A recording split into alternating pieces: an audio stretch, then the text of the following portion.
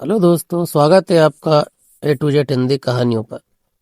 अलग अलग जाति से संबंध रखने वाले एक ऐसे प्रेमी युगल की कहानी जो एक दूसरे से प्रेम करते हैं, विवाह भी करना चाहते हैं, किंतु सामाजिक बाधाओं के डर से डरकर कायरों की भांति पीछे हट जाते हैं।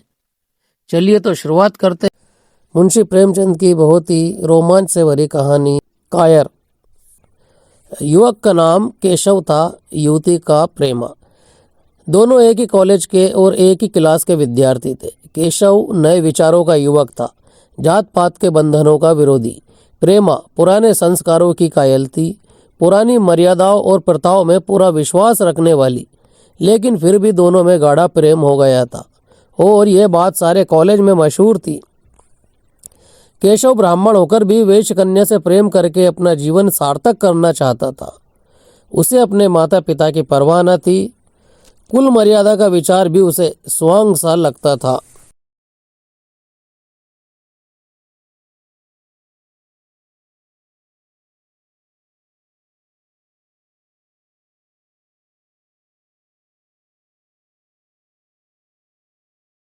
उसके लिए सत्य कोई वस्तु थी तो प्रेम थी, किंतु प्रेमा के लिए माता पिता और कुल परिवार के आदेश के विरुद्ध एक कदम बढ़ाना भी असंभव था।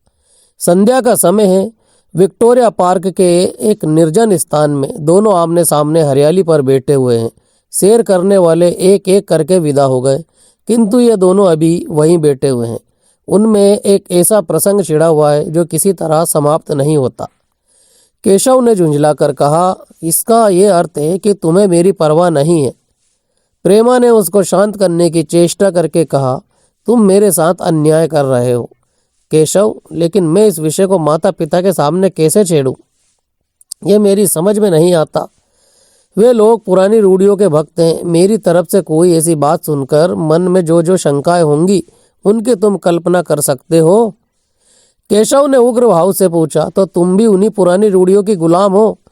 प्रेमा ने अपनी बड़ी बड़ी आंखों में मृदु स्नेह भरकर कहा, मैं उनकी गुलाम नहीं हूँ, लेकिन माता पिता की इच्छा मेरे लिए और सब चीज़ों से अधिक मान्य है।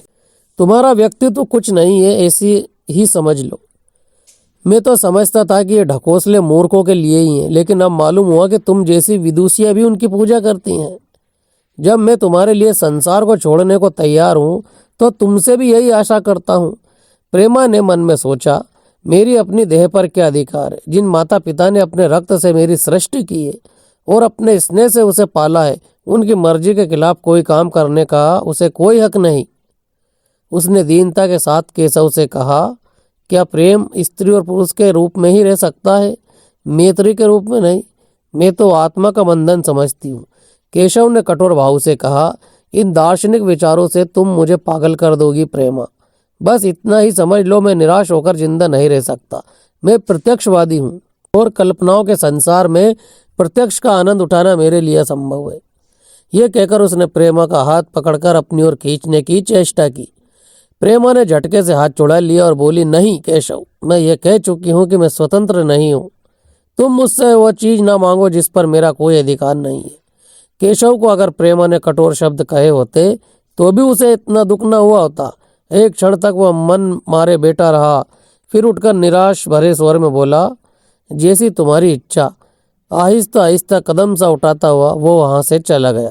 प्रेमा अब भी वहीं बैठी आंसू बहाती रही। रात को भोजन करके प्रेमा जब अपनी माँ के साथ लेटी तो उसकी आंखों में नींद न थी। केशव ने उसे एक ऐसी बात कह दी थी जो चंचल पानी में पड़ने वाली छाया की तरह उसके दिल पर छाई हुई थी। प्रत्येक क्षण उसका रूप बदलता था। वह उसे स्थिर न कर सकती थी। माता से इस विषय में कुछ कहे तो कैसे? लज्जा मुंह बंद कर देती थी। उसने सोचा, अगर केशव के साथ मेरा विवाह न हुआ तो उस समय मेरा क्या कर्तव्य होगा? अगर केशव ने कुछ उद्दंडता कर डाली तो मेरे लिए संसार में फिर क्या रह जाएगा? लेकिन मेरा बस ही क्या है? इन भांति भांति के विचारों में एक बात जो उसके मन में निश्चित हुई वो ये थी कि केशव के सिवा वह और किसी से विवाह न करेगी। उसकी माता ने पूछा, क्या तुझे अब तक नींद ना आई? मैंने तुझसे कितनी बार कहा कि थोड़ी बहुत घर का काम किया कर, लेकिन तुझे किताबों से ही फुर्सत नहीं। 4 दिन में तू पराए घर जाएगी। कौन जाने कैसा घर मिले। अगर कुछ काम करने की आदत न रही तो कैसे निभा होगा? प्रेमा ने भोलेपन से कहा, मैं पराये घर जाऊंगी ही क्यों। माता ने मुस्कुराकर कहा, लड़कियों के लिए यही तो सबसे बड़ी विपत्ति है बेटी। माँ बाप की गोद में पलकर जो ही सयानी हुई दूसरों की हो जाती है। अगर अच्छे प्राणी मिले तो जीवन आराम से कट गया, नहीं तो रो रो कर दिन काटने पड़ेंगे। सब कुछ भाग्य के अधीन है। अपनी बिरादरी में तो मुझे कोई हक नहीं कि तेरे लिए अच्छा सा या सुख से कोई प्रबंध कर सकूं।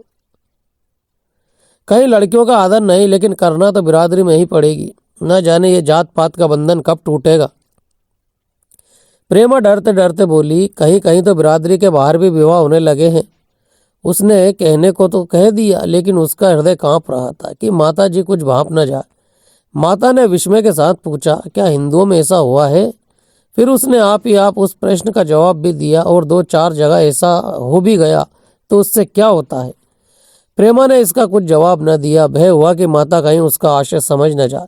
उसका भविष्य एक अंधेरी खाई की तरह उसके सामने मुंह खोले खड़ा था, मानो उसे निगल जाएगा।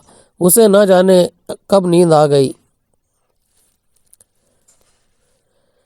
प्रातःकाल प्रेमा सोकर उठी तो उसके मन में एक विचित्र साहस का उदय हो गया था। सभी महत्वपूर्ण फैसले हम आकस्मिक रूप से ले लिया करते हैं, मानो कोई देवी शक्ति हमें उनकी ओर खींच लेती है। वही हालात प्रेमा की थी। कल तक वह माता पिता के निर्णय को मान्य समझती थी, पर संकट को सामने देखकर उसमें उस वायु की हिम्मत पैदा हो गई थी जिसके सामने कोई पर्वत आ गया हो। वही मंद वायु प्रबल वेग से पर्वत के मस्तक पर चढ़ जाती और उसे कुचलती हुई दूसरी तरफ जा पहुंचती है। प्रेमा मन में सोच रही थी, मानो यह देह माता पिता की है, किंतु आत्मा तो मेरी है। मेरी आत्मा को जो कुछ भुगतना होगा या भुगतना पड़ेगा, वो इसी देह से भुगतना पड़ेगा। अब वह इस विषय में संकोच करना उचित ही नहीं, घातक समझ रही थी। अपने जीवन को क्यों एक झूठे असम्मान पर बलिदान करे। उसने सोचा, विवाह का आधार अगर प्रेम न हो तो वह देह का विक्रय है। आत्मसमर्पण क्यों बिना प्रेम के भी हो सकता है। इस कल्पना ही से कि न जाने किस अपरिचित युवक से उसका विवाह हो जाएगा, उसका हृदय विद्रोह कर उठा। वह अभी नाश्ता करके कुछ पढ़ने जा रही थी कि उसके पिता ने प्यार से पुकारा, मैं कल तुम्हारे प्रिंसिपल के पास गया था, वे तुम्हारी बड़ी तारीफ कर रहे थे। प्रेमा ने सरल भाव से कहा, आप तो यूं ही कहा करते हैं। नहीं, सच। ये कहते हुए उन्होंने अपनी मेज की दराज खोली और मगफली चौखटों में जड़ी हुई एक तस्वीर निकालकर उसे दिखाते हुए बोले, ये लड़का ICS के इम्तहान में प्रथम आया है। इसका नाम तो तुमने सुना होगा। बूढ़े पिता ने ऐसी भूमिका बांध दी थी कि माँ उनका आशय न समझ सकी, लेकिन प्रेमा भाप गई। उनका मन तीर की भांति लक्ष्य पर जा पहुंचा। उसने बिना तस्वीर की ओर देखे ही कहा, नहीं, मैंने तो इसका नाम नहीं सुना। पिता ने बनावटी आश्चर्य से कहा, क्या तुमने उसका नाम ही नहीं सुना? आज के दैनिक पत्र में उसका चित्र और जीवन वृत्तांत छपा है। प्रेमा ने रुकाई से जवाब दिया, होगा, मगर मैं तो उस परीक्षा का कोई महत्व नहीं समझती। मैं तो समझती हूँ जो लोग इस परीक्षा में बैठते हैं वे पल्ले सिर के स्वार्थी होते हैं। आखिर उनका उद्देश्य इसके सिवा और क्या होता है कि अपने गरीब निर्धन दलित भाइयों पर शासन करे और खूब धन संचय करे। यह तो जीवन का कोई ऊंचा उद्देश्य नहीं है। इस आपत्ति में जलन थी, अन्यायता, निर्दयता थी। पिताजी ने समझा था प्रेमा यह बखान सुनकर लट्टू हो जाएगी। यह जवाब सुनकर तीखे स्वर में बोले, तू तो ऐसी बातें कर रही है जैसे तेरे लिए धन और अधिकार का कोई मूल्य ही नहीं। प्रेमा ने ठिठाई से कहा, हाँ, मैं तो इसका मूल्य नहीं समझती। मैं तो आदमी में त्याग देखती हूँ। मैं ऐसे युवकों को जानती हूँ जिन्हें यह पद जबरदस्ती भी दिया जाए तो वे स्वीकार न करेंगे। पिता ने उपहास के ढंग से कहा, यह तो आज मैंने नई बात सुनी। मैं तो देखता हूँ कि छोटी छोटी नौकरियों के लिए लोग मारे मारे फिरते हैं। मैं जरा उस लड़के की सूरत देखना चाहता हूँ जिसमें इतना त्याग हो। मैं तो उसकी पूजा करूँगा। शायद किसी दूसरे अवसर पर यह शब्द सुनकर प्रेमा लज्जा से सिर झुका लेती, पर इस समय उसकी दशा उस सिपाही की सी थी जिसके पीछे गहरी खाई हो। आगे बढ़ने के सिवा उसके लिए और कोई मार्ग न था। अपने आवेश को संयम से दबाती हुई आंखों में विद्रोह भरे वो अपने कमरे में गई और केशव के कई चित्रों में से वह एक चित्र